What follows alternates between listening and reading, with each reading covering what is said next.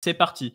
Coucou tout le monde, c'est Capet, je suis en compagnie de Julien Nicet, c'est ça, j'écorche pas ton nom? Ouais, très bien. Ok, Julien Nicet, qui est cofondateur du wallet Argent. Donc, c'est un wallet qui permet d'interagir principalement avec l'écosystème Starknet. Ils ont aussi un wallet pour l'écosystème EVM. Et on aura l'occasion d'ailleurs de les questionner sur est-ce qu'ils vont faire un focus sur Starknet, est-ce qu'ils ont l'intention de s'étendre à d'autres chaînes. Et justement, le but de cette émission, ça va être surtout se concentrer sur l'utilisateur. Je pense que c'est important. Vous avez vos petites habitudes avec MetaMask, avec le wallet Phantom. Voilà, donc avoir une seed phrase et puis avoir l'habitude d'avoir vos Ethers ou vos sols pour payer aux frais de gaz. Aujourd'hui, on a la possibilité d'améliorer cette expérience utilisateur avec justement le count abstraction, le sponsoring de transactions ou la subvention de transactions, comme vous préférez.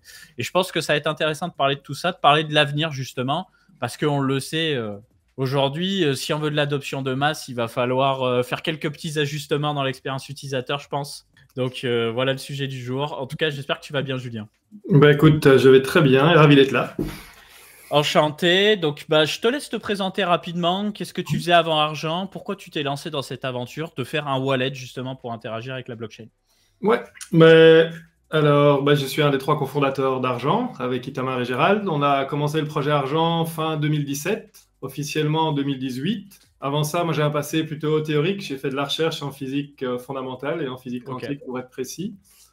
Puis j'ai divergé progressivement dans le monde de l'entrepreneuriat. Et puis voilà, en 2017, avec Gérald principalement, on a commencé à tous les deux s'intéresser à justement à ce qui se passait dans le blockchain, en n'y connaissant pas grand-chose. Et comme on est un peu des entrepreneurs dans l'âme, voilà, on était persuadés qu'on voulait faire quelque chose dans ce domaine-là, que c'était une technologie qui allait vraiment avoir un impact sur la société, un peu comme Internet l'a eu à la fin des années 90 ou 90, comme on dit en Belgique. Et voilà, cette première vague, on l'avait ratée. Donc, on a vu cette technologie arriver. On s'est dit, OK, on doit faire quelque chose dedans. Et donc, on a convaincu Itamar de se joindre que c'était le bon domaine. Il faut savoir que mes 2 associés, Itamar et Gérald, avaient fait une start-up avant, ensemble à Londres, qui venait de vendre. Et donc, voilà, on s'est dit qu'on voulait faire à 3 quelque chose là-dedans, en se disant, en fait, on doit être dans cet écosystème et on trouvera bien, quitte à pivoter ou à bouger, on trouvera bien voilà, le projet qui nous botte. Et donc, au début, on a commencé à regarder à des applications à des applications utilisateurs, entre guillemets, à des verticaux. Puisque Gérald et Itamar, ils venaient vraiment du monde consommateur. Ils avaient fait avant une application qui s'appelait Peak, qui était une application mobile de brain training avec 65 millions d'utilisateurs, je crois. Donc, ils étaient vraiment très focus user. Et donc, on voulait faire quelque chose dans ce monde-là. Mais en fait, on s'est rapidement rendu compte qu'il y avait un énorme gap et que ça ne servait à rien de faire des applications avec une bonne expérience utilisateur parce qu'il n'y avait pas moyen d'interagir avec elles. Il n'y avait pas de bon wallet. Et en 2017-2018, et malheureusement, comme tu l'as dit, c'est encore un peu le cas aujourd'hui, les gens ont un peu le choix entre 2 options. Soit aller vers quelque chose qui est simple d'utilisation, mais qui est ce qui s'appelle custodial, avec un Coinbase où tu ne possèdes pas vraiment tes assets, donc tu les confies à quelqu'un d'autre. Et oui, l'expérience utilisateur, elle est bonne, parce qu'au final, c'est du Web 2 classique. Et puis, d'un autre côté, si tu veux vraiment être dans le blockchain et avoir la custodie de tes assets, de tes NFT, de tes coins, l'expérience est extrêmement compliquée. Rien que le fait de parler de seed phrase, c'est une aberration. Moi, ce que je dis depuis le début, c'est qu'on a passé 30 ans à essayer de convaincre quelqu'un comme ma mère de ne pas écrire son mot de passe pour son compte Google, Gmail sur un bout de papier. Et puis maintenant, on veut faire un Internet financier, qui est le blockchain. Et la première chose qu'on demande aux gens, c'est d'écrire leur mot de passe sur un bout de papier. Mais pas une fois, mais 3 fois, parce que si tu le perds, c'est la catastrophe. Comme ça, je veux dire, c'est une aberration. On parle de frais de gaz. C'est quoi le gaz? Moi, je me souviens, ma première transaction, je pense sincèrement qu'il m'a fallu 1h30 pour faire cette première transaction. À l'époque, c'était un des premiers DEX, d'ailleurs, qui s'appelait Ether Delta, qui était vraiment très oui, à l'ancienne. Franchement, je pense que j'ai mis 1h30 pour comprendre, OK, j'ai besoin d'un wallet, OK, j'ai un wallet, une seed phrase, c'est quoi? Et je viens de la cryptographie. Donc, OK, c'est une clé privée, très bien. Donc, je comprends. OK, maintenant, j'ai besoin de gaz. OK, mais pour avoir du gaz, je dois avoir des fonds. Donc, c'est quoi des Ethers? Bref, c'était extrêmement compliqué. Et donc, nous, avec Argent, on s'est dit, au fait, il y a une énorme opportunité et on était persuadés qu'il était vraiment possible de créer un wallet, c'est-à-dire ce gateway entre l'utilisateur et les applications sur le blockchain. Et on pensait vraiment qu'il y avait moyen de faire quelque chose qui avait l'expérience utilisateur d'un Coinbase centralisé, mais tout en ayant la self-custody, c'est-à-dire en permettant aux gens de vraiment contrôler leurs fonds. Et donc, c'est vraiment le produit qu'on a décidé de faire. C'est vraiment ce wallet avec une expérience utilisateur comme n'importe quelle application Web 2, comme une application bancaire normale, Revolut, Venmo, quel que soit ce que les gens utilisent, tout en ayant ce principe fondamental de la crypto, qui est cette idée de custody, d'ownership, que tu possèdes vraiment tes assets. Et en fait, L'idée qu'on a eue pour faire ça, c'est d'utiliser un smart contract. Parce qu'effectivement, on va certainement y revenir, mais tous les wallets à l'époque étaient basés sur ce concept qui s'appelle le NIOE, où tu as une clé. Et en fait, ta clé privée, c'est ton compte, et ton compte, c'est ta clé. Et c'est un peu le modèle de base, et c'est comme ça que Ethereum s'est lancé, c'est comme ça que Bitcoin s'est lancé aussi, où tu as vraiment cette idée, not your keys, not your coin. Tu dois vraiment avoir cette clé et elle contrôle tout. Et donc, nous, on s'est dit, en fait, sur Ethereum, on peut écrire des smart contracts, c'est-à-dire mettre du code. Pourquoi ne pas dire que le compte d'un utilisateur, c'est un de ces smart contracts? Et en fait, cette clé que tu vas peut-être avoir dans ton client, dans ton téléphone, plutôt que d'être le compte, elle va simplement être utilisée pour autoriser les transactions sur ce compte. Et si une partie du moment où tu passes dans ce paradigme, et on a été probablement les premiers ou parmi les premiers à voir les choses comme ça, ben, tu te rends compte que tu peux commencer à programmer plein de choses dans ton compte et justement rendre possible cette expérience utilisateur qui pour nous est nécessaire si on veut que le blockchain arrive dans les mains de millions de personnes. Et donc, on s'est mis vraiment en tête en utilisant ça d'abstraire toute la complexité, c'est-à-dire abstraire la seed phrase. Et donc, sur Argent, pour les gens qui nous connaissent depuis 2018, maintenant, sur Starknet, c'est un peu différent avec l'extension, et on va y revenir, mais sur le premier wallet qu'on a construit, qui était une application mobile, ça ressemblait franchement à un Revolut. C'est-à-dire que les gens installaient l'application, tu on-rampais avec ta carte de crédit, on ne te parlait pas de seed phrase, on ne te parlait pas de clé privée, tu voulais faire des transactions, il n'y avait pas de frais de transaction. Au départ, Argent, on subsidiait les transactions pour nos utilisateurs. Tous les gens nous disaient, vous êtes complètement fous, mais nous, on disait, ben non, sur le web, quand j'interagis avec un site web, je ne paye pas pour les frais de serveur Amazon du site web. Ça, c'est à eux de payer pour ça et ça fait partie du business model qui est derrière le site. Et donc, nous, on a vraiment eu cette idée d'abstraire toute cette complexité et de faire au final un wallet qui soit aussi simple qu'une application bancaire mobile moderne. Donc ça, c'est vraiment le point de départ d'Argent. Et donc, on fait ça depuis 2018. On a commencé officiellement sur le VM, sur Ethereum. Et puis voilà, aujourd'hui, on fait toujours la même chose, toujours le même objectif. Mais maintenant, on le fait sur Starknet. Principalement, en tout cas en ce moment. Ok, très bien. Et en fait, c'est ça, cette notion d'abstraction de compte, de count abstraction, c'est arrêter avec cette histoire de seed phrase. Et puis, au-delà de l'histoire de seed phrase, il y a un vrai sujet, c'est aussi le sujet de la responsabilité. Moi, je suis pro custody, mais je pense que ça ne convient pas à tout le monde d'avoir cette responsabilité. Et c'est là où le système bancaire n'est pas tout à fait mort tout de suite, parce que des gens qui se font pirater, des gens qui perdent l'accès, etc., ils veulent avoir une solution de secours pour pouvoir récupérer l'accès à leur argent. Tout à fait. Mais nous, on est persuadés, et c'est ce qu'on a montré avec Argent, c'est que ce n'est pas forcément l'un ou l'autre. C'est-à-dire que tu peux avoir la custody, mais avoir une expérience utilisateur qui est simple. Un exemple pour illustrer un peu mon principe, c'est... Donc nous, on a complètement enlevé l'idée de seed phrase et on a introduit quelque chose qui s'appelle la social recovery. C'était cette idée de se dire, qu'est-ce qui se passe si tu perds ta clé? Ok, c'est beau, tu as un compte. Donc sur Argent, tu avais ce smart contract qui est dans le blockchain, et puis tu as une clé qui est sur ton téléphone, et cette clé, elle peut signer des autorisations pour exécuter des transactions sur ton compte. Qu'est-ce qui se passe si tu perds ton téléphone? Et nous, ce que l'on voulait, c'était avoir le même modèle mental que ce que tu as avec ta carte de crédit. Aujourd'hui, ta carte de crédit, tu peux voir ça aussi comme quelque chose qui a un accès sur ton compte en banque. Tu peux faire des paiements avec l'argent qu'il y a sur ton compte en banque. Et si tu perds ta carte de crédit, qu'est-ce que tu fais? Tu appelles ta banque, tu dis j'ai perdu ma carte, est-ce que vous pouvez la bloquer et m'en envoyer une autre? Et ils t'envoient une nouvelle carte et ça fonctionne. Et donc nous, on a voulu reproduire exactement cette expérience-là, mais de manière non custodiale. Et donc c'est là où on a introduit cette idée de social recovery. Et l'idée, c'est de dire, plutôt que d'appeler ta banque, tu vas toi, en tant qu'utilisateur, définir qui va jouer le rôle de ta banque. Ça va être un ami, peut-être 3 amis ensemble, c'est peut-être toi avec un hardware wallet, mais tu décides en fait les comptes qui vont pouvoir te donner accès à ton wallet si tu perds la clé principale. Et donc, d'un point de vue utilisateur, c'est exactement la même chose. Tu as perdu ton téléphone chez Argent et on a des gens qui avaient plusieurs millions en crypto, qui nous appelaient, tu vois, sur Discord, qui disaient terrifiés, j'ai roulé sur mon téléphone, il est foutu. On leur disait pas de panique, tu as défini des guardians. Simplement, contacte tes guardians et demande-leur de faire une recovery. Réinstalle Argent, demande à tes guardians de faire une recovery en leur donnant la nouvelle clé que tu veux utiliser. Et hop, 48 heures après, les gens avaient de nouveau accès à leur compte. Et donc, c'est vraiment cette idée de dire, effectivement, comme tu l'as dit, je pense que la sécurité ne fonctionne que s'il y a la simplicité qui va avec. Et on a tendance à penser qu'il faut de la sécurité pour la sécurité, mais l'expérience de la sécurité, l'expérience utilisateur de la sécurité est super importante. Et parfois, c'est même plus important. Et donc, pour nous, voilà, c'était vraiment cette idée de dire, on veut de la sécurité. Fondamentalement, il y a de la self-custody, il y a de la sécurité, mais on va faire en sorte que n'importe qui puisse utiliser notre wallet. Donc Bah, ça, c'est vraiment l'idée d'Argent. je vais te challenger du coup. Donc, tu disais plutôt, c'est ce que vous avez fait initialement chez Argent au début du projet. Après, tu as dit, avec l'extension Argent, c'est différent. Effectivement, aujourd'hui, je télécharge l'extension pour interagir avec Starknet. On revient à une seed phrase. C'est le modèle classico. Ouais. C'est en place, Argent Guardians. Comment ça se passe? Alors, en fait, nos smart contracts le supportent. Et aujourd'hui, sur Starknet, tu peux utiliser Argent sur l'extension, mais tu peux aussi utiliser l'Argent sur l'application mobile. Donc, si tu installes Argent mobile, tu as aussi accès à Starknet, qui est là un peu plus proche de notre vision originale. Okay. Alors, la raison pour laquelle on a fait l'extension, c'est parce qu'en fait, nous, on s'est rendu compte. Donc, on s'est lancé sur le VM, et comme je t'ai dit, notre modèle était fantastique. Les gens l'adoraient. C'était simple comme Revolut, et donc, on avait vraiment une croissance super, et on avait cette idée en plus de subsidier les transaction fees. Parce qu'à l'époque, ça coûtait 5-10 cents de faire des transactions sur Ethereum. C'était super. Et notre point de vue a toujours été de dire que les transaction fees, avec le temps, elles doivent baisser. Si on veut que des milliers de gens l'utilisent, si on veut que le blockchain soit un moyen de paiement, soit un moyen d'échange pour le monde entier, les gens ne vont jamais utiliser le blockchain pour payer un café si ça coûte 5 $ de transaction fees. Donc pour nous, c'est toujours une évidence. Soit le blockchain ne marchera pas, soit les coûts des transactions vont être en dessous, vont être à quelques cents. Et je continue à penser qu'on a raison. Le problème, c'est qu'en mathématiques, entre deux points, ce n'est pas forcément une ligne droite.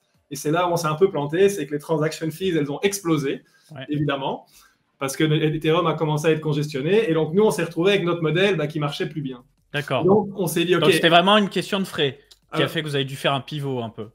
Oui, parce qu'au final, c'était une question de frais. Et avec l'account abstraction, comme tu mets de la logique dans ton wallet, donc de la complexité. Voilà, de la complexité, et ça a un coût. Et de nouveau, si ta transaction, elle coûte 3 cents, si tu rajoutes 1 cent pour ta complexité, mais avoir de la sécurité en plus, les gens ne vont pas se poser la question.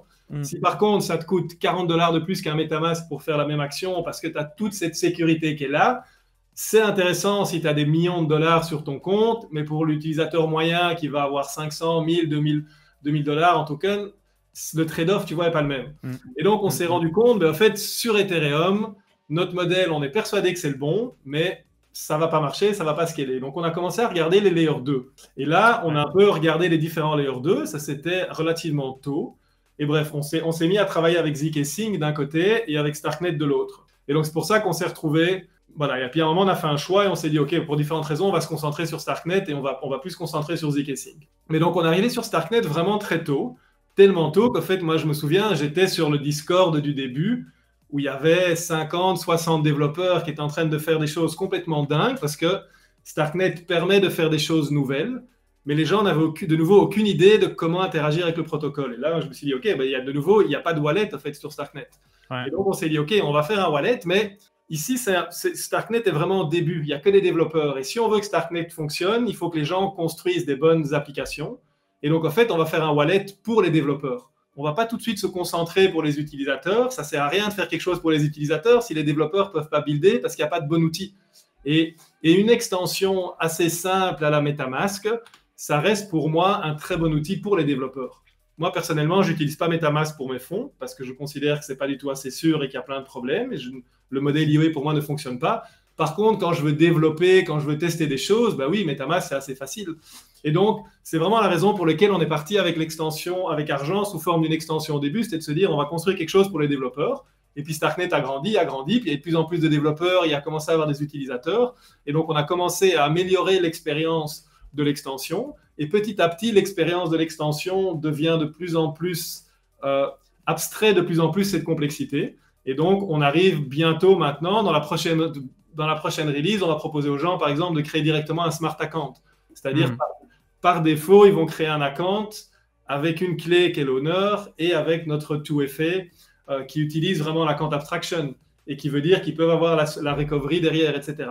Donc, on a envie de transitionner de l'extension vraiment assez basique vers quelque chose qui est un peu plus expérience argent, mais en même temps, on a envie que les gens qui ont juste envie d'une bête extension pour développer puissent quand même toujours utiliser argent. Et donc, le futur, en fait, nous, comme on le voit, c'est que tu vas avoir un compte argent qui est un smart contract qui est le même, mais tu peux avoir différents clients pour interagir avec ce compte. Et donc, tu peux avoir un client qui est l'extension browser, mais tu peux très bien décider de passer au mobile, par exemple. Ouais.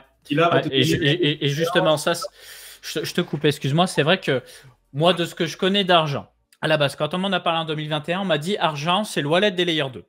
Je fais: «OK». J'ai pas creusé parce que justement à l'époque, il y avait pas de token. Je reste aussi un peu spéculateur, on va pas se mentir. Donc j'étais en mode: «OK, je sais que ça existe, mais là, j'en ai pas l'utilité». Ensuite donc j'ai compris qu'il y avait une extension argent pour navigateur pour interagir avec Starknet que tu utilises avec une seed.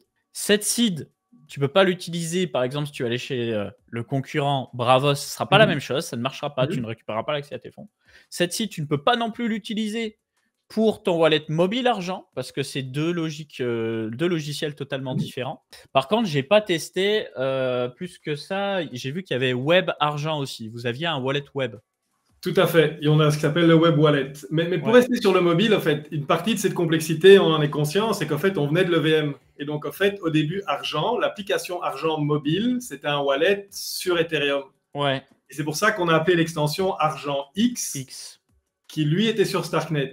Et petit à petit, on a converti l'extension mobile pour supporter Starknet. Et maintenant, Starknet devient prédominant sur l'application mobile. Mais c'était un peu ça notre challenge, c'est qu'on a une legacy. Et au fait, sur Ethereum, on a, ça dépend du cours des cryptos, mais à un moment, on avait $1 milliard d'assets pour nos utilisateurs. C'est pas que du jour au lendemain, on peut dire, allez, on va faire une autre application, hop, c'est pas grave. Bien sûr. Donc, on est venu avec cette legacy, et donc petit à petit, on fait cette transition de la manière la plus respectueuse pour nos utilisateurs et la meilleure. Mais on était conscient effectivement que c'était un peu compliqué à comprendre. Voilà. D'une part, la code abstraction est compliquée à comprendre. Et donc, on peut y revenir en 2 mots dessus. On va en parler, ouais. Déjà, avec la call abstraction, une seed phrase ne fonctionne pas comme un MetaMask.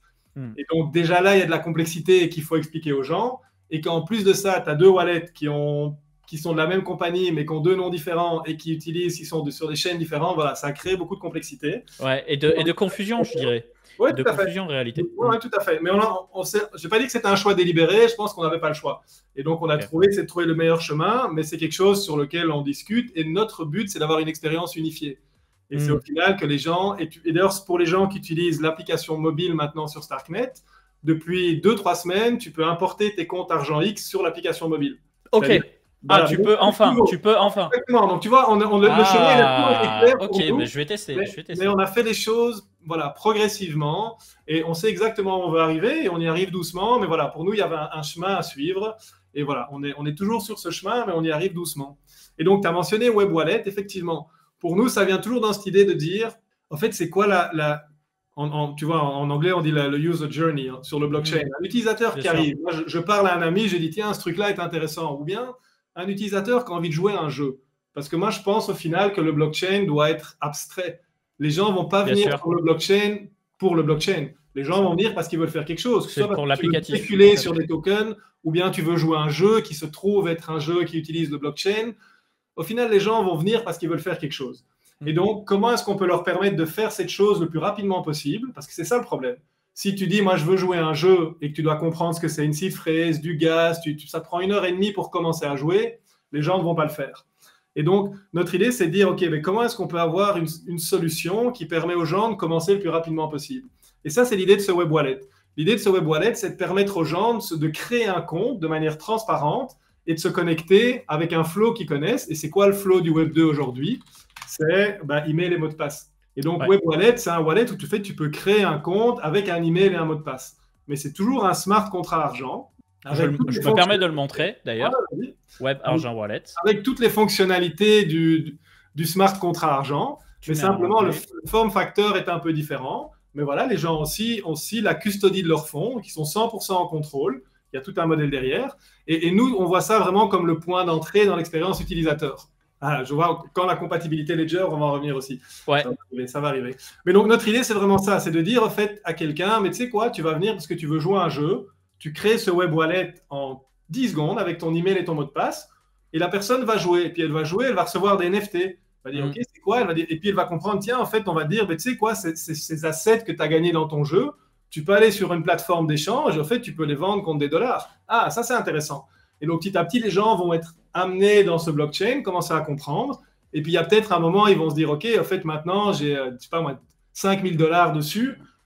J'aimerais bien une sécurité un peu plus forte que mon email et mon mot de passe. Et là, on va les amener, par exemple, à aller sur l'application mobile, tout en gardant le même smart contract, Et c'est ça qui est important, c'est que le smart contract, l'identité de l'utilisateur est le même, mais le client qui va utiliser peut évoluer avec le temps en fonction des besoins de l'utilisateur, de sa compréhension, ses besoins en sécurité, etc.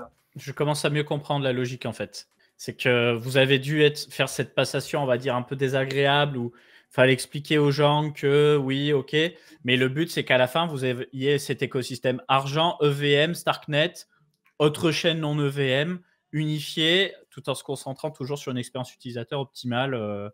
Ouais, alors la question EVM, pas EVM, je sais que c'est une question, voilà, quelque chose dont tu voulais discuter. Aujourd'hui, notre focus, c'est quand même vraiment Starknet. Ouais. On a toujours ce wallet EVM, comme je te dis, avec, à mon avis, 500-600 millions de fonds dessus pour nos utilisateurs, mais on n'investit plus dessus.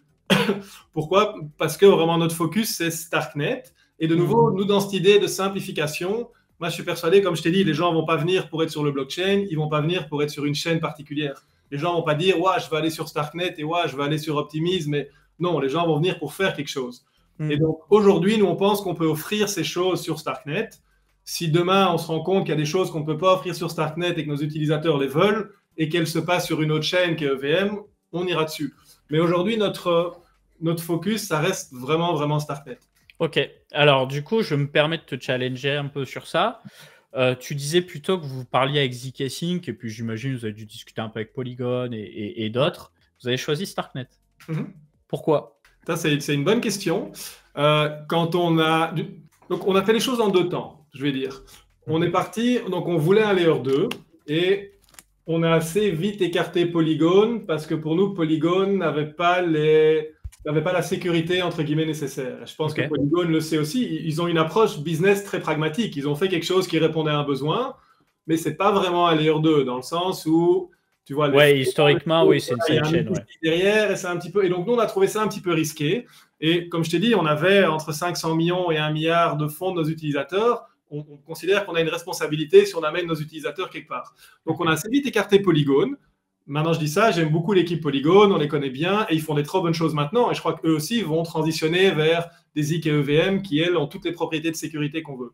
Et donc, on a assez vite enlevé Polygon. Et donc, il nous restait en fait 2 options, les Optimistic Rollup et les ZK Rollup. Et à l'époque, tout le monde disait les ZK Rollup, c'est le futur, mais c'est beaucoup trop, ça va prendre beaucoup trop de temps. Il faut passer par les Optimistic Rollup. Nous, on a discuté avec tous les teams. Et au fait, notre sentiment, c'était de 1, effectivement, les ZK Rollup, c'est ça le futur. Tu as vraiment en termes de, pour plein de propriétés, en termes de scalabilité, de sécurité, de plein de choses. De complexité possible aussi, de fonctionnalité. Voilà, pour nous, c'était le futur. Et ce qu'on s'est rendu compte en discutant avec zkSync et Starknet, c'est que les choses n'étaient pas du tout aussi loin que ce que les gens pensaient. D'une part, on s'est dit, les Optimistic Rollup vont prendre plus de temps que ce que les gens pensent. Et je veux dire, aujourd'hui, Optimism n'a toujours pas enablé ses fraud-proof. Donc, c'est toujours pas un roll-up, qu'on le veuille ou pas. Donc, tu peux même dire qu'Optimism est en retard par rapport à un zkSync ou un Starknet, qui est déjà un vrai roll-up. Et donc, on s'est dit, voilà. C'est pas le cas d'Arbitrum. Arbitrum, ils ont activé? Oui, Arbitrum, ils l'ont activé. Arbitrum est plus avancé qu'Optimism. Mais donc, voilà, on s'est dit, d'une part, les Optimistic Rollup, ça va prendre plus de temps que ce que les gens pensent. Et les ZK Rollup, pour nous, ça va prendre moins de temps que ce que les gens pensent. Et Argent, on a toujours été concentré sur le futur, entre guillemets. Nous, on a une vision et on va aller vers cette vision-là. Et parfois, on ne compromet pas trop quand on va vers cette vision. Et donc, on s'est dit, OK, c'est les ZK Rollup qui, pour nous, est le futur pour Argent. Et donc, on a commencé, dès ce moment-là, à builder avec zkSync et Starknet. Et Polygon Midden, du coup, peut-être? Alors, j'aime beaucoup Polygon Midden. Et Bobin, mais quelqu'un que je connais, il est très, très intelligent, mais ils ne sont pas prêts du tout. D'accord. Lui, on est en contact avec lui. Ils aimeraient bien qu'Argent vienne sur Midden. On est en contact avec Aztec, qui aimerait bien qu'Argent vienne. Donc, on est en contact avec... On est vraiment ouvert à tout cet écosystème et on est vraiment fermé à rien.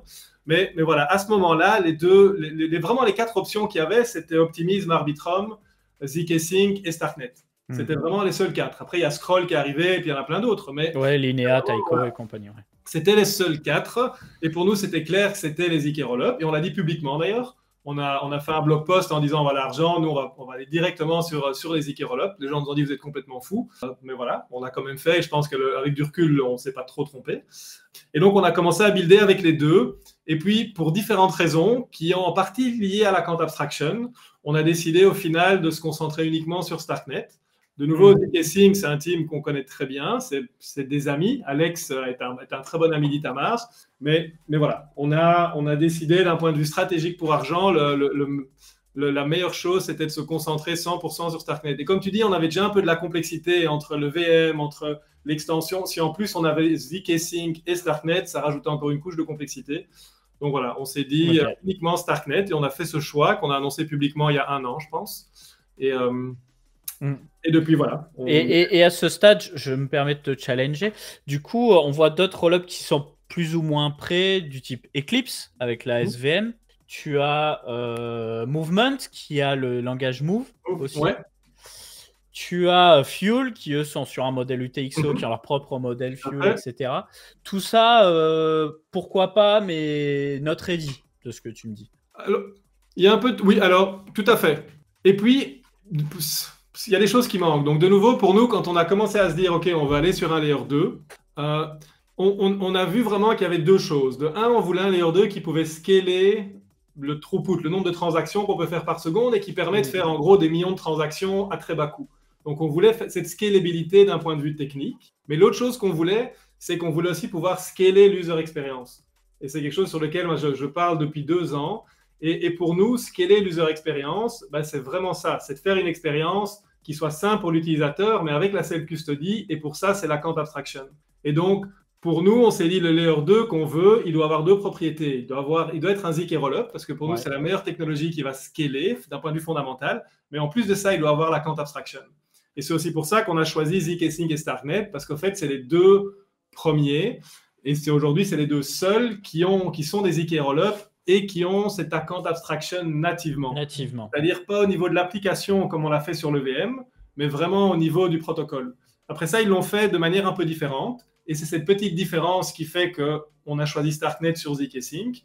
Mais c'est aussi la raison pour laquelle aujourd'hui, on ne se concentre pas trop sur ces autres chaînes. Le jour où elles sont là, elles ont de la Quant Abstraction et qu'on peut refaire le modèle d'argent, qui on pense est le modèle nécessaire, très bien, on les considérera avec un peu plus, tu vois, avec un peu plus d'attention. Mais aujourd'hui, pour nous, c'est pas, voilà, la technologie n'est pas encore là, sauf sur Starknet et zkSync. Et on pense que celle de Starknet, ils ont fait des choix qui pour nous sont un peu plus intéressants.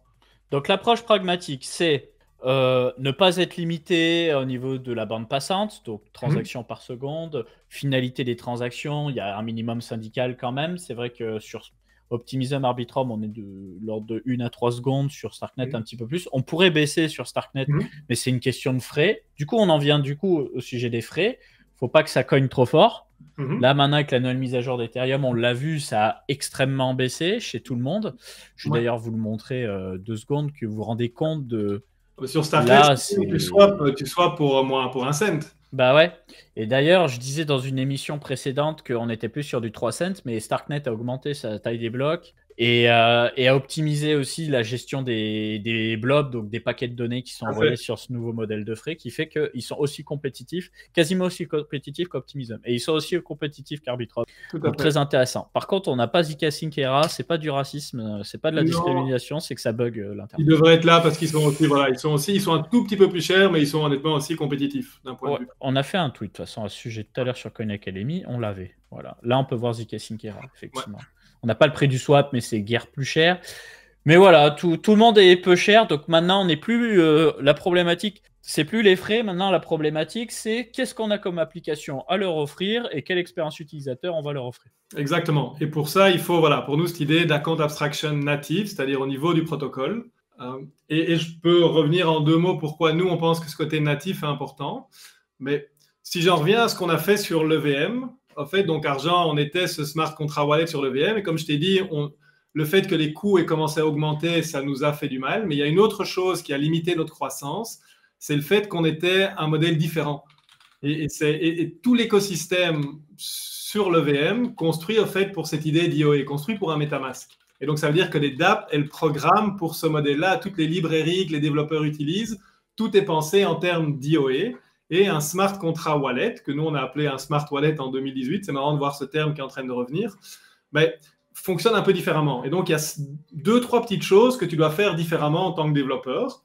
Mais le truc, c'est que les développeurs, ils ne pensent pas au smart contract wallet et ils construisent pour les wallets les plus utilisés, c'est-à-dire les MetaMask. Et donc, en tant qu'utilisateur, si tu choisissais Argent sur le VM, tu avais plein de choses qui étaient incroyables dans l'application, mais dès que tu voulais sortir et interagir avec des dApps qui n'étaient pas nativement intégrés, tu avais une certaine probabilité que ça ne fonctionne pas. tu avais peut-être 10, 20, 30% des dApps qui ne supportaient pas le modèle smart contract. Évidemment, ça, en tant qu'utilisateur, c'est un peu frustrant. Et donc, cette idée d'être un smart contract wallet ou d'account abstraction, mais sur une chaîne qui supporte, qui est nativement faite pour les IOE, ça fait que tu as ce qu'on appelle un citoyen de deuxième catégorie, puisque les gens ne pensent pas pour toi. Et donc ça, nous, on a beaucoup lutté contre ça sur le VM. On a essayé d'éduquer les gens. C'est pour ça qu'on a là beaucoup de conférences pour parler de ce modèle smart contract, pour essayer de faire changer l'état d'esprit des développeurs. Mais on s'est rendu compte que c'était très compliqué et qu'au final, les développeurs, ils veulent le truc le plus simple. OK, le plus simple, c'est que la plupart des gens utilisent MetaMask. Eh ben, je vais programmer pour MetaMask et je ne vais pas faire cet effort en plus. Et donc, on s'est dit, bon, voilà, on veut plus retomber sur une chaîne où le modèle de base, c'est l'IOE. Nous, on veut aller sur une chaîne où le modèle de base, c'est ce smart contract. Et d'ailleurs, ce qui est assez intéressant, c'est qu'Ethereum était supposé lancer avec ce modèle-là. Si tu écoutes, Vitalik a fait un talk assez intéressant à EthCC cet été, où justement, il parlait un peu d'account abstraction, et en fait, il voulait, de lui, depuis le début, voilà, a toujours été persuadé que c'était le futur, et en fait, il voulait lancer Ethereum avec cette idée de smart contract account. Mais il y avait de la pression pour lancer vite, et donc ils ont, entre guillemets, dû faire des trade-offs et couper dans certaines fonctionnalités. Et donc ils se sont dit, OK, on va lancer avec l'IOE, et l'account abstraction va venir dans 6 mois ou dans 1 an. Il se trouve que 10 ans après, c'est toujours pas là. Ouais. Mais bref, donc nous on s'est dit, voilà, on ne veut pas refaire la même erreur, et donc on va aller sur un endroit où cet account abstraction, il est vraiment natif, où par définition, on est compatible, notre modèle est compatible avec toutes les dApps. Comme ça, si tu vas sur Argent, on ne doit pas se poser la question. Et en fait, comme on était tôt sur Starknet, on a vraiment aidé à construire l'écosystème dans ce sens-là.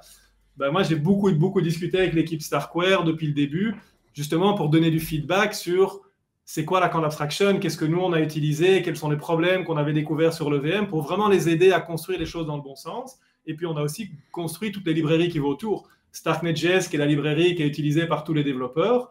Ben, en fait, au début, je crois qu'Argent a contribué à 90% de la librairie, même si elle n'est pas sous notre nom, ça c'est pour des raisons historiques. Mais donc, on a vu une opportunité de construire un écosystème qui, tu vois, dont on pensait qu'on avait besoin et dont on pensait qu'il était le bon. Et ça, c'est uniquement Starknet qui nous permettait de le faire. J'ai une question du coup, parce qu'on est sur l'expérience utilisateur. Donc, bon, ce phénomène de account abstraction, je pense qu'il y en a la moitié du chat qui a compris, l'autre moitié qui n'a pas compris. Il faut juste comprendre que on n'est plus dans un modèle à l'ancienne EOA avec une suite de mots à noter. On peut partir sur plein de logiques différentes. On peut vous dire c'est un email, un mot de passe. On peut vous dire que je sais pas, c'est votre Face ID sur le téléphone et après le téléphone il gère tout derrière, machin. On peut vraiment faire une expérience beaucoup plus agréable. Donc quand on vous parle de account abstraction, dites-vous juste c'est beaucoup plus agréable. Là, tu vois, j'avais mis ce message en avant. C'est quand même Lance Starknet. Tu vois, je parle beaucoup avec Abdel. J'aimerais ton avis et puis j'aimerais l'avis du chat. On est, je crois, sur un bloc de 10-12 secondes actuellement sur Starknet. Est-ce que ce serait pas bien d'avoir des blocs d'une, deux, voire 3 secondes grand max pour vraiment avoir ce sentiment d'instantané dans l'interaction avec la blockchain? Mais est-ce que tu as essayé sur Argent récemment? Parce que oui, les blocs L2 sont fermés après un certain temps. Mais au fait, comme pour l'instant, il n'y a qu'un seul séquenceur qui est opéré par Starkware, en fait, à partir du moment où le séquenceur accepte ta transaction, tu es garanti qu'elle va être dans le bloc une fois qu'il sera fermé. Et donc, en fait, sur Argent X aujourd'hui, le feedback que tu reçois est beaucoup plus rapide. Je pense que moi, les dernières transactions que j'ai faites, tu as du feedback en 2, 3, 4 secondes maximum. Mais tu as un feedback, mais est-ce que tu vois que, par exemple, tu as fait un swap, est-ce que tu vois les fonds à jour sur ton wallet direct? Ah oui, mais ça c'est plus lié à l'infrastructure. C'est lié à comment tu reçois l'information de tes nodes, etc. Et donc oui, sur Argent aujourd'hui, je ne pense pas que ça prend 10 secondes. Tu as raison que ça devrait être plus rapide. Hein. Je pense qu'on peut faire des blocs plus courts de manière plus constante. C'est des choses sur lesquelles Starkware travaille.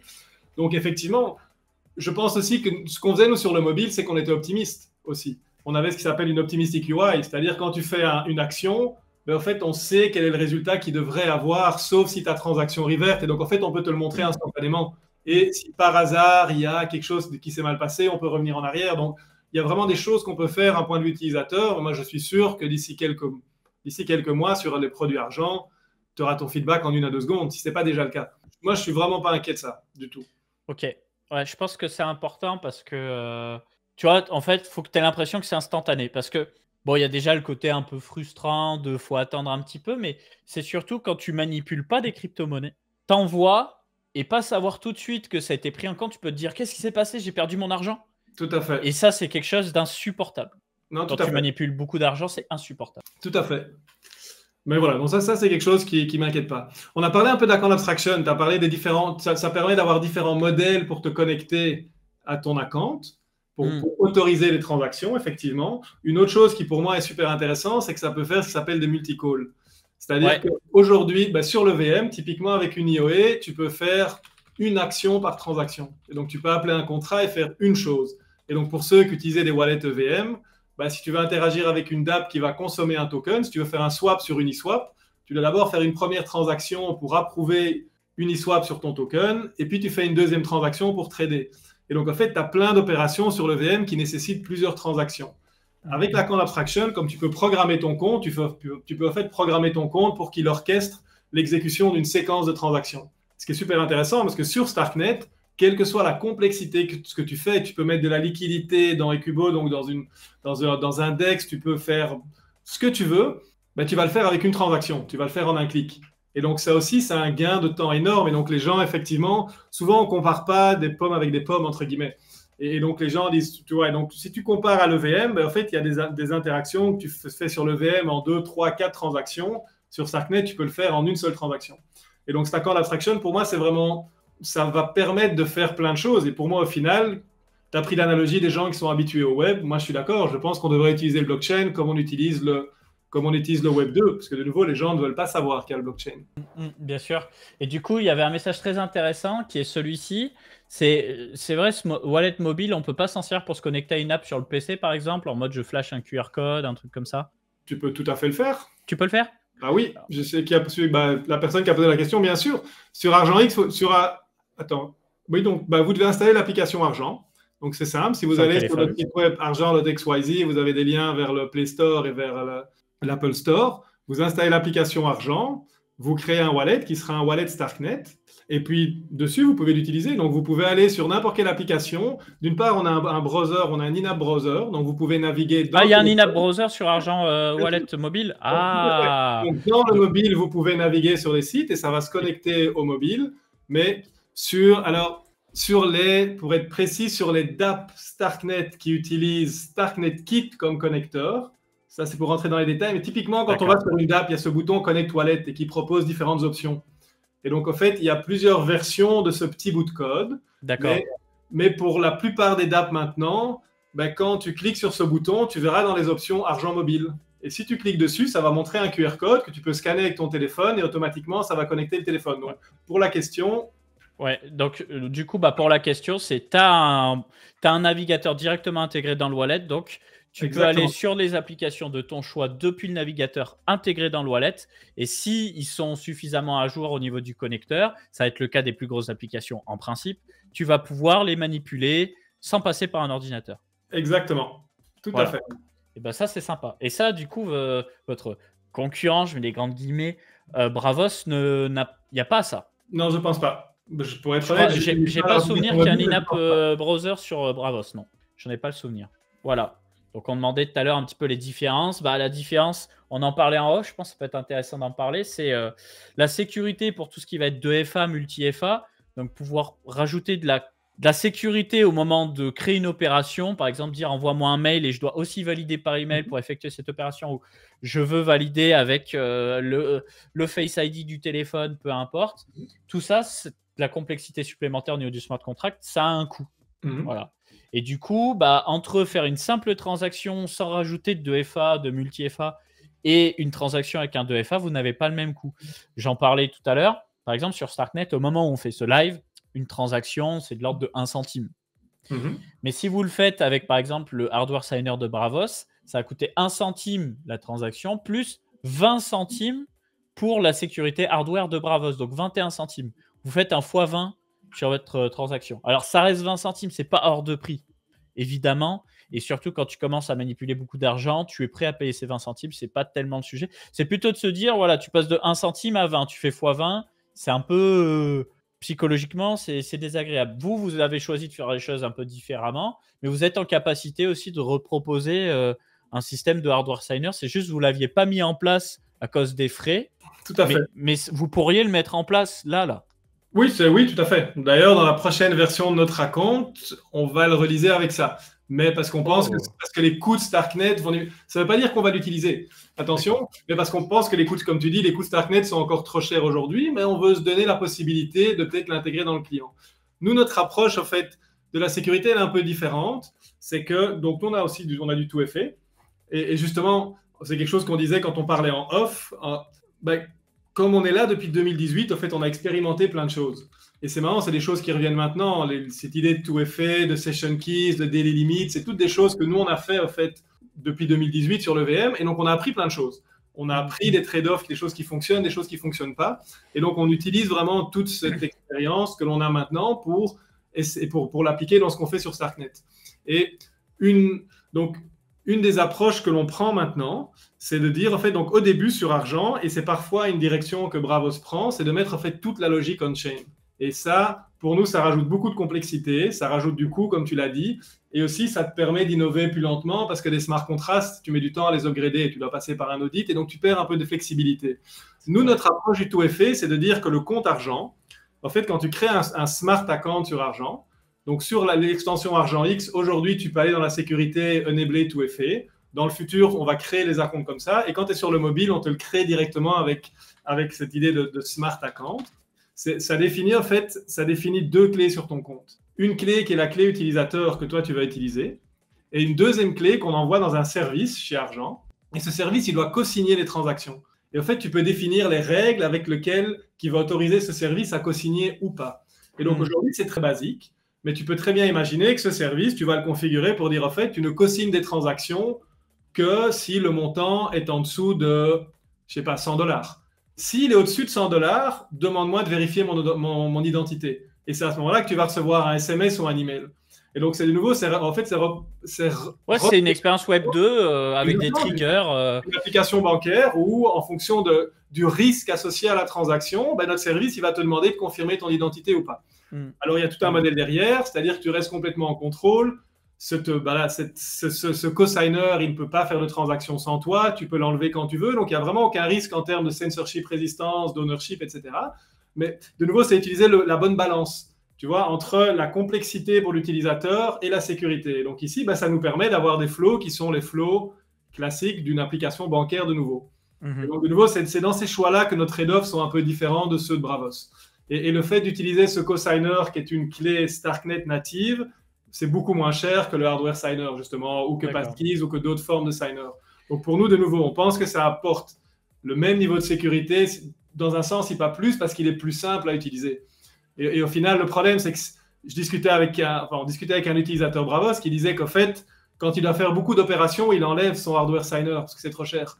Et pour moi, ils vont mettre à jour Bravos, d'ailleurs, leur expérience utilisateur aussi, je crois. Pour moi, c'est un peu l'analogie de créer une porte sur laquelle tu mets 50 cadenas. Oui, c'est super sécurisé, mais en pratique, qu'est-ce que tu vas faire? Tu vas en utiliser chaque fois un parce que tu vas trouver ça très, très embêtant de devoir ouvrir et fermer tes 50 crochets. Et c'est un peu la même chose avec la sécurité. Il faut avoir quelque chose qui soit utilisable par l'utilisateur. Et donc voilà, c'est dans cette trade-off-là qu'on est un petit peu différent de Bravos. Mais au final, voilà, pour nous, la sécurité, elle est la même ou peut-être plus parce qu'au final, c'est des fonctionnalités que les gens vont utiliser pour chaque transaction puisqu'elles sont simples. Et du coup, tu avais répondu tout à l'heure, peut-on récupérer son argent PC? Donc j'imagine qu'il parle de l'extension argent et la mettre sur son application mobile. Alors oui, depuis littéralement cette semaine, donc soyez sûr de mettre votre extension à jour sur le Chrome Store. Mais oui, tout à fait. Donc aujourd'hui, en fait, depuis déjà 1 ou 2 mois, je pense qu'on montrait les comptes Argent X si l'utilisateur a enablé ce tout effet. Donc, on ne permet pas d'importer les comptes sur l'application mobile qui n'ont pas ce deuxième facteur. Mais pour les comptes d'Argent X de l'extension qui ont tout effet, tout effet, c'est cette idée. Tu parles du Argent Shield ou pas? Oui, exactement, du Argent Shield. Exactement. Si votre compte a Argent Shield, depuis 2 mois, on le détecte automatiquement sur l'application mobile, mais vous ne pouviez pas l'utiliser, c'était en read-only. Depuis cette semaine, vous pouvez l'utiliser. Moi, je fais ça d'ailleurs. J'utilise presque plus l'extension, la browser extension. Donc, depuis une semaine, vous pouvez vraiment importer vos clés de l'extension vers l'application mobile. Et c'est très simple.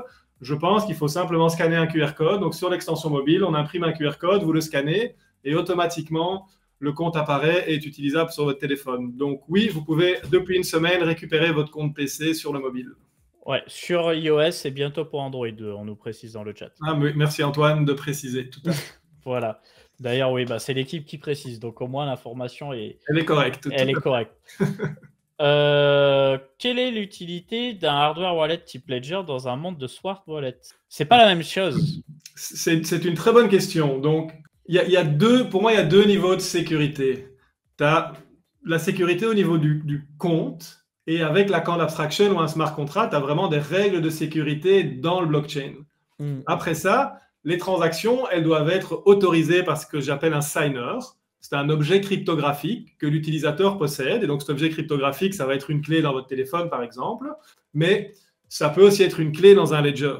Donc, il y a une partie de la sécurité qui est vraiment on-chain, qui est définie dans le smart contract. Et puis après ça, en tant qu'utilisateur, vous pouvez décider que vous n'aimez pas l'idée que cet objet cryptographique qui peut autoriser les transactions, elle soit dans votre browser ou dans votre téléphone. Peut-être que vous préférez l'avoir dans un hardware wallet. Dans un composant dédié. Voilà. Mais sur Starknet, Ledger ne fonctionnera pas sans un smart account, sans un argent ou un Bravos ou sans un contrat on-chain. Parce que Ledger gère uniquement des clés. Ça gère uniquement des signers. Il se trouve que dans le monde EVM avec l'IOE, ces signers sont directement des comptes. Et ça, c'est le modèle IOE d'Ethereum. Mais avec l'account abstraction, c'est différent. Ces signers, c'est uniquement des signers. C'est des objets cryptographiques qui peuvent signer les transactions, mais c'est tout. Et donc, nous, par exemple, on a lancé un multisig sur ArgentX que la plupart des teams sur Starknet utilisent pour leur trésorerie. Et effectivement, il y a plusieurs teams qui nous ont demandé de supporter Ledger parce qu'ils aimeraient bien avoir un multisig, mais quand même avoir en plus de ça la sécurité d'avoir ce signer qui est dans un Ledger. Et donc, c'est quelque chose qu'on a entendu et c'est quelque chose qui va arriver bientôt. Ouais, ce serait pas mal. Parce que oui, en gros, votre ledger, c'est quoi? C'est un peu comme une carte à puce sur une carte bancaire. C'est de la sécurité matérielle. Il y a un secret matériel que seul Ledger connaît d'ailleurs. Donc, il y a quand même une confiance qui est déportée chez Ledger, hein, il faut le savoir. Tout à fait. Tout le monde ne sait pas comment ça fonctionne de l'intérieur, sinon tu piraterais. Et voilà, vous dites, au moment où vous créez votre wallet sur un Ledger, en fait, cette suite de 12 mots, vous noterez, elle est sur votre écran Ledger, mais elle n'est pas affichée sur un ordinateur. Donc, elle n'est pas connectée à Internet. Personne ne sait à l'extérieur de Ledger ce qui se passe. Et quand je dis à l'extérieur de Ledger, je parle à l'extérieur du composant parce que Ledger n'a pas lecture de ce qui est affiché sur votre terminal. Et donc, vous allez noter sur un bout de papier. Et là, c'est pareil, votre bout de papier n'est pas connecté à Internet. Et le but, c'est que justement, ce secret reste en dehors de fréquences Wi-Fi, câblé, radio, Bluetooth, tout ce que vous voulez, pour qu'il n'y ait pas une personne qui, comme un fantôme, vienne attraper votre clé pour ensuite vous voler votre argent. C'est pour ça qu'on reste sur un support papier ou sur un secret matériel type Ledger. Et donc, on a ce même niveau de parano qui s'applique un petit peu partout. Et je pense que dans tous les cas, les gens voudront toujours un truc un peu en dehors de l'ordinateur pour pouvoir confirmer. Comme un terminal, hein, dans le système bancaire, tu vas avoir un terminal. Tout à fait, c'est tout à fait. Et donc, je crois que ça a tout à fait sa place dans le cas d'un multisig ou dans un cas de compte qui a beaucoup de fonds. Mais donc voilà, la bonne nouvelle, c'est que ça arrive. Ça a pris un peu plus de temps que prévu parce que Ledger, il fallait que Ledger supporte la courbe Starknet, ce qui prend un petit peu de temps. Mais voilà, bref, je ne vais pas rentrer dans les détails parce que je ne veux pas spoiler un annoncement, mais voilà, Ledger sera bientôt supporté sur Argent. Ok, superbe. Moi, je voulais vous demander aussi, qu'est-ce que tu as comme use case sympa de Account Abstraction, des trucs qui t'ont vraiment hype au niveau expérience utilisateur, qui sont en place maintenant ou qui vont être en place, qui pourraient vraiment changer le quotidien des Français et du reste du monde? Pour moi, il y a d'abord cette idée effectivement de se connecter à son compte et d'envoyer des transactions. On a parlé d'email password. Il y a Passkey qui est en train d'arriver. Passkey, c'est ce système qui permet, qui est nativement sur les browsers, sur les téléphones mobiles, qui va permettre justement d'utiliser Face ID ou du biométrique. Et ce qui fait que les gens ne vont même pas devoir créer un compte avec un email et un mot de passe, mais que tu pourrais vraiment juste avec ton empreinte, entre guillemets, générer une clé et toujours utiliser cette clé pour signer tes transactions. C'est quelque chose qui est en train d'arriver. C'est encore beaucoup trop cher sur Starknet. Et tu parlais du hardware signer qui est 20 fois plus. Passkey, c'est encore beaucoup, beaucoup plus cher. Mais justement, l'équipe Starkware est en train de travailler sur développer ces primitives qui sont nécessaires de cryptographie, qui aujourd'hui sont très chères, de les rendre beaucoup moins chères. Donc voilà, moi je suis persuadé que dans le futur, un utilisateur ne devra même jamais savoir qu'il y a une clé privée. Simplement, il fera son Touch ID. Empreinte biométrique ou Face ID. Et il signera ses transactions et créera son compte. Donc ça arrive et c'est dans un futur qui n'est pas très loin. Pour l'instant, de nouveau, la tech, elle est là. Je te disais qu'on avait le hardware signer, mais qu'on ne l'avait pas lancé. On a aussi ce WebAuthn Passkeys. D'ailleurs, je pense que Bravos l'a lancé et que les gens se plaignent un peu maintenant parce que c'est beaucoup, beaucoup trop cher. Et donc nous, on le sait, on sait que ça va être beaucoup trop cher. On attend que les coûts diminuent un peu. Donc ça, je trouve ça intéressant. Je te parlais de cette idée de multi-call. C'est quelque chose, c'est un bête détail, mais il y avait des plateformes NFT au début qui maintenant ont disparu, mais tu avais cette idée de shopping cart. Tu vois, quand tu fais tes courses sur Amazon ou sur un site web, en fait, tu mets des choses dans ton panier et tu les achètes à la fin. C'est très simple et c'est très bête, mais c'est une expérience qui n'est pas possible sans l'account abstraction, sans cette idée de multi-call. Et donc, en fait, avec des multi-calls, tu peux aller sur une plateforme NFT et dire « je vais acheter celui-là, je vais acheter celui-là, celui-là, celui-là ». Et puis, au final, tu dis « OK, maintenant, acheter ». Et c'est à ce moment-là que tu fais une transaction, que ton wallet sort et que tu dois le confirmer. Donc ça, je trouve ça des choses qui sont intéressantes. Je pense qu'il y a des choses dans le jeu qui sont vraiment intéressantes. Quelque chose qu'on va lancer très bientôt, c'est cette idée de session keys. Ouais. Et donc, c'est marrant parce que ça, c'est quelque chose de nouveau qu'on a développé en 2018 sur le VM. À l'époque, on l'appelait DApp Keys. Et en fait, c'était beaucoup trop tôt. Personne n'en a jamais rien eu à faire de cette idée. Mais voilà, maintenant, sur Starknet, on y arrive à un moment où l'écosystème est beaucoup plus conscient de ce genre de choses. Puisqu'on a réglé plein de problèmes de technique, de scalabilité, de sécurité, on peut se concentrer sur l'expérience utilisateur. Donc, c'est quoi l'idée de Session Keys?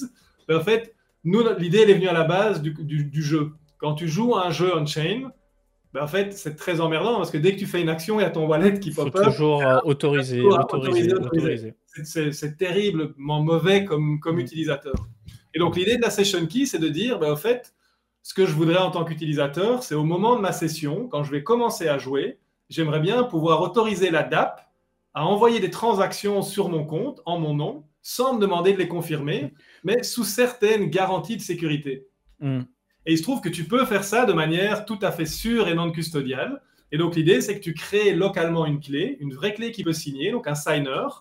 Et l'utilisateur, au début de sa session, va autoriser cette clé à faire certaines actions. C'est-à-dire que tu vas dire, moi, je veux bien que cette clé, elle appelle telle méthode sur tel contrat et telle méthode, et je sais pas, la méthode transfert sur le contrat USDC, mais pas plus de 30 USDC. Et je veux que cette clé, elle soit valide pendant 1 heure. Donc, l'utilisateur, il a en fait une opération à confirmer au début de sa session de jeu. Une fois que ça c'est fait, cette clé de session qui est en possession de la DApp, elle va pouvoir envoyer des transactions à la place de l'utilisateur. Ce qui fait que l'utilisateur, il peut faire son jeu de manière complètement normale. Et donc, on se rapproche, je trouve, très très fort d'une expérience de nouveau Web 2 normal où tu arrives sur un compte, on te dit de te loguer. Là, tu vas te loguer avec ton wallet. On te dit, est-ce que tu veux commencer une session? J'autorise le début de la session. Et puis, pendant tout le temps de la session, tu peux jouer à ton jeu sans signer de transaction, sans avoir de wallet, en oubliant complètement que c'est blockchain, par exemple. De nouveau, ça, c'est quelque chose, cette idée de session keys, qui est uniquement possible grâce à l'account abstraction. Ouais, et tout ça, voilà, ça peut paraître assez évident après coup, mais c'est des parcours utilisateurs qui ne sont pas en place en l'état, quoi. Exactement. Mais de nouveau, qui arrive, les session keys, ça va faire partie de notre prochaine release de wallet, qui j'espère sera là, à mon avis, au mois de mai. Quand je dis wallet, c'est au niveau du smart contract. On a plein d'innovations qui viennent au niveau des clients, mais là, on va vraiment faire une nouvelle release au niveau des smart contracts. Et donc, les session keys vont arriver. En fait, on travaille avec ça, avec l'équipe d'Influence. Pour les gens qui connaissent, Influence, c'est un jeu sur Starknet. Sur Starknet, ouais. Voilà. Et en fait, on travaille avec eux déjà depuis quelques mois pour développer cette expérience, pour comprendre vraiment leurs besoins. Et donc, voilà, j'espère que ce sera live pour les utilisateurs à partir du mois de mai. Alors, j'ai une question toute bête, moi, et on va bientôt clôturer. Pourquoi mon wallet argent, j'ai pas la langue française? C'est une très bonne question. Le problème, c'est que si je faisais un podcast en Allemagne, on me dirait pourquoi est-ce que je n'ai pas la langue allemande. Non, plus sérieusement, effectivement, les fondateurs d'Argent, on est tous les 3 francophones, ce qui est assez marrant. Pour nous, c'est une question de support, de temps de support, en fait. C'est-à-dire que traduire une application, c'est OK, mais ça veut dire les gens s'attendent à ce que le support soit fait dans leur langue. Il y a beaucoup d'attentes derrière. Et notre point de vue est plutôt de dire, aujourd'hui, la plupart des gens comprennent quand même suffisamment l'anglais, je pense. Et on veut plutôt se concentrer sur construire l'expérience utilisateur idéale, avoir un vrai product market fit. Le jour où notre produit, on dit, OK, là, on a vraiment le wallet que l'on veut, le blockchain est prêt, on est prêt à onboarder des millions d'utilisateurs parce que l'expérience, elle est super. ce jour-là, on va le traduire et on va probablement le traduire dans toutes les langues possibles, mais on ne veut pas le faire trop tôt parce qu'on n'a pas envie de se retrouver à utiliser une partie de nos ressources, une partie de l'équipe, à chaque fois faire des traductions, à faire du support, alors que le produit change encore beaucoup. Je pense qu'on est encore dans un monde qui est assez jeune et donc voilà, on pense qu'il faut aller un peu plus loin avant de commencer à faire ce genre de choses. Vous êtes combien? C'est une bonne question. Je ne suis même pas sûr d'avoir le nombre exact parce qu'on continue à engager. Je pense qu'on doit être entre 55 et 60 dans l'équipe.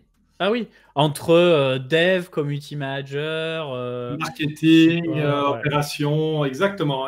Plus ou moins 50% développeurs, 50% le reste. On est une équipe tout à fait remote, c'est-à-dire qu'on n'a pas de bureau, les gens travaillent un peu partout. On est centré en Europe pour des raisons de synchronicité et d'interaction.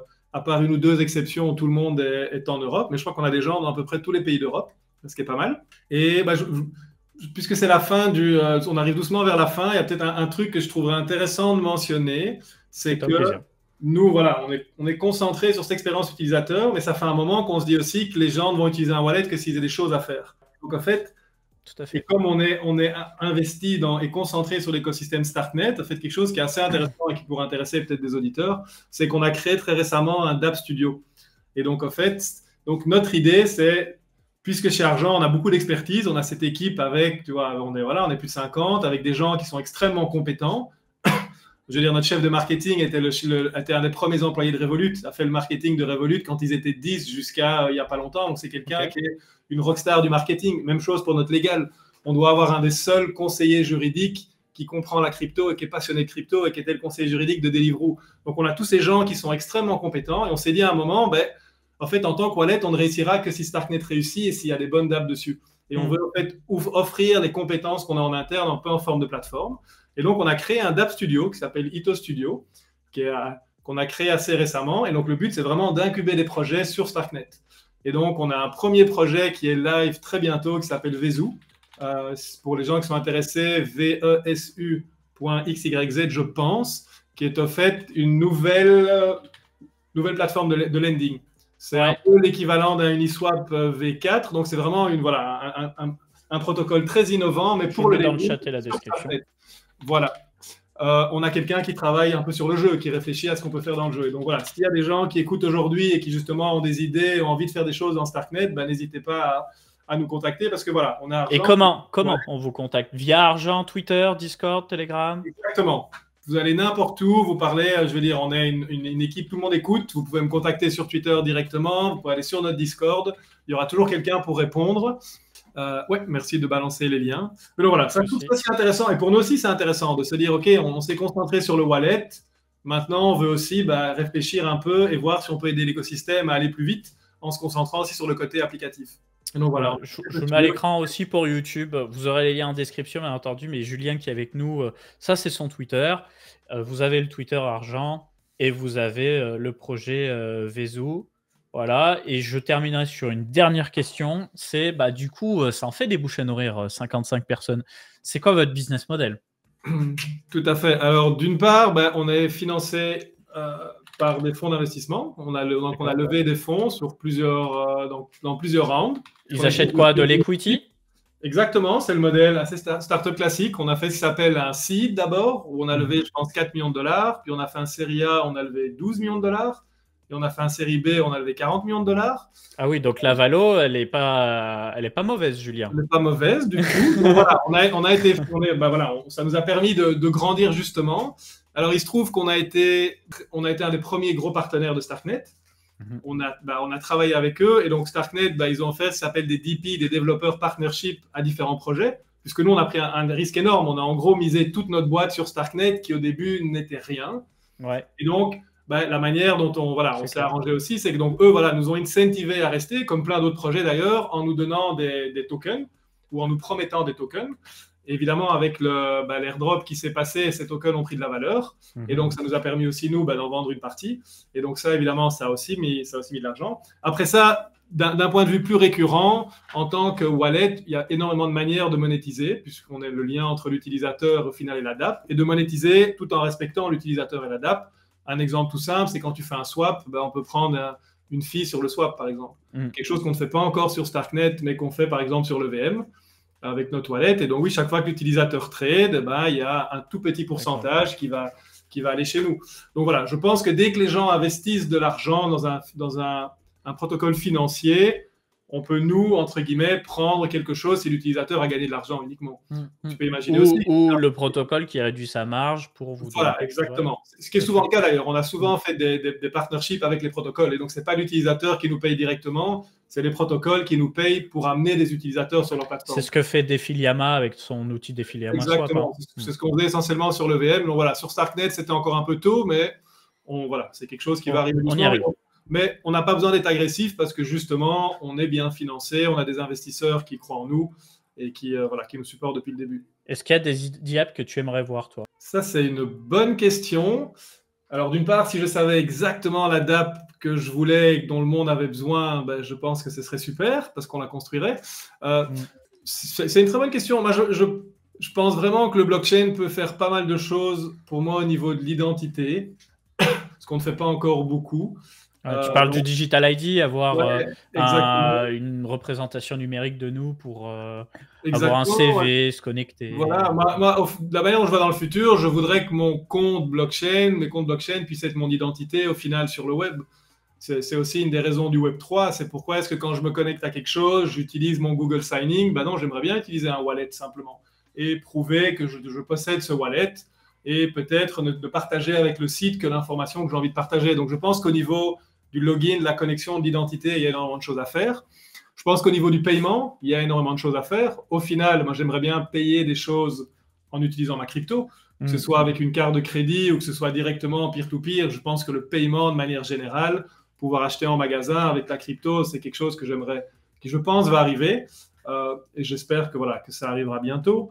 Quelque chose qui je trouve assez chouette pour moi, je pense que c'est un des prochains verticales qui pour moi va prendre de l'importance, c'est le gaming. L'on-chain gaming, vraiment. Parce que je pense que le jeu, ce que j'aime bien dans l'idée du jeu, c'est que c'est pas directement financier. Je trouve qu'on s'est très concentré jusqu'ici vraiment sur le financier, sur des protocoles DeFi et vraiment la finance. Ce qui est intéressant pour le jeu, c'est que les gens viennent pour faire quelque chose de chouette, pour s'amuser. Et donc, et le blockchain peut apporter quand même de la valeur. Donc, tu peux avoir un aspect financier, mais tout n'est pas forcément financier. Et je crois que ça a vraiment le potentiel d'amener des gens dans notre écosystème pour le plaisir de jouer. Et un social faille aussi. On n'a pas de Farcaster-like ou de Twitter-like sur Starknet, que je sache. Tout à fait. Le social aussi, voilà, ce creator economy et le fait au final, moi j'aime beaucoup cette idée d'ownership. D'ailleurs, le slogan d'argent, c'est Own It. Et notre mission, c'est vraiment ça, c'est que les gens own leurs tokens, leurs assets et leur identité. Et je pense que tout ce côté du social, c'est vraiment à propos de l'ownership du contenu qu'on poste. Parce qu'effectivement, sur tous les réseaux sociaux classiques, on fournit du contenu pour que les applications monétisent. Je pense effectivement que cet aspect social Web 3 est pour moi très intéressant aussi. Donc, je crois vraiment qu'il y a beaucoup de choses à faire. Je pense que les choses n'étaient pas possibles parce que, la technologie n'était pas prête d'un point de vue scalabilité et d'un point de vue user experience. Et je pense vraiment qu'on est vraiment proche. D'un point de vue scalabilité, on voit bien qu'on sait faire un grand nombre de transactions à un cent. Les coûts vont peut-être un peu monter, on va avoir des bottlenecks, mais il y a beaucoup de choses qui vont encore s'améliorer sur Starknet. Donc, je crois qu'on a montré qu'on pouvait scaler d'un point de vue transaction et coût de transaction. Et l'expérience utilisateur, je suis persuadé que chez Argent, bientôt, les gens auront vraiment cette expérience qu'on avait sur Ethereum, qu'on est en train de recréer sur Starknet, c'est-à-dire une expérience classique Web 2.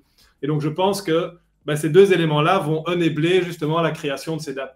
Une fois qu'on a l'infrastructure, c'est-à-dire le bon wallet, la bonne technologie de base, je pense qu'on va pouvoir se concentrer justement sur des applications. Et c'est aussi le but de cette vidéo qu'on a créé. C'est de se dire maintenant, on est au next step. On a fait la base, le wallet, c'est l'infrastructure. On peut passer au next step. Super. Et je te remercie. Je ne voulais pas qu'on vous parle pendant 2 heures de wallet parce que je pense que vous n'êtes pas prêts.